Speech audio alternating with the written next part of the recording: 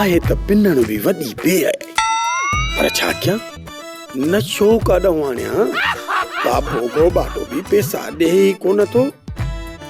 पीउ भी आहे अलाए न रात चोरी करे घर जो समूरो सामान विकणी अरे मुझो यार मोहम्मद मिठल दिल जो ठार जाने बाहर हेव जो करार अरे मोहम्मद मिठल मिली न मवाली जो एकड़ो कम त कर हुकुम कर हवाली मुझो छा बाबा पैसा तो तू 50 दी दे न दासी त ॿियो केर कम ईंदो हलड़े हलो अज त मोहम्मद मिठल भले मुंड में आ बाबा तो जड़ा मानू जे भी माशरे में हुंदा न पो तो उन जा बेड़ा ही पार हलो बात सही वा ठीक वा जल्दी कर तू पांजो कम बुधाए अरे बाबा तकड़ न कर त तिरकी न पई हूं अभी तकड़ कम शैतान जो हुंदो अरे बाबा मुखे कुश्ती मुकाबले में नालो लिखराइणो आ जल्दी कर बारो कर कम बुधाए अथई ये बई सुगड़े ऐं कादन पेरे नंबर जा ठग खैर ठीक वा तू पांजो कम बुधाए बस भंग भटारी लाए खस खसई बादाम वटड़ा बस तू छड़ा हिकड़ा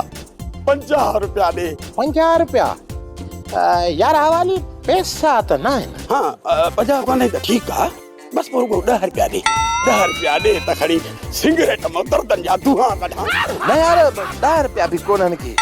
बाकी सिर का पैसा हाजुर है भला सिगरेट ही पिया रे वो भी कोने को बाकी सिर का पैसा हाजुर है हां सिर के हेणाई खदन हिते भी तो छा थो करे हल मुसा गजी हल पिन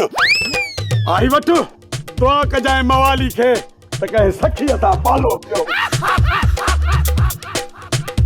हल बंदूक तुझो ठक्का ये तो वडी करियो यार हलो ए भी परा घर निकता कर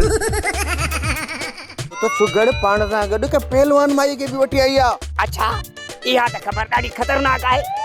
हो त पहलवान मां भी आहियां मूं भी जवानी में घणा ई मुकाबला हारिया आहिनि जेकॾहिं सुगड़ लाइ मुकाबलो हारायो न त का परवाह कोन्हे साहब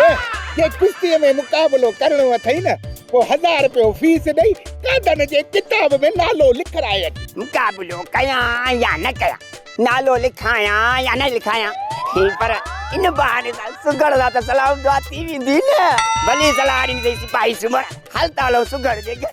सोप सीरियल मशकरन जो गोठ सीज़न 2 जा तमाम एपिसोड्स ॾिसो हाणे HD क्वालिटीअ में विज़िट करियो असांजो YouTube channel Sindh TV HD drama.